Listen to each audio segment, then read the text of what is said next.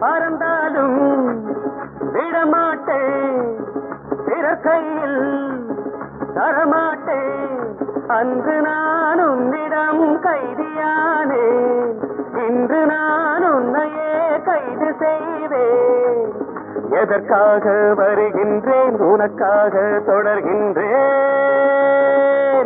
Senorita, how do you feel about me now, I say?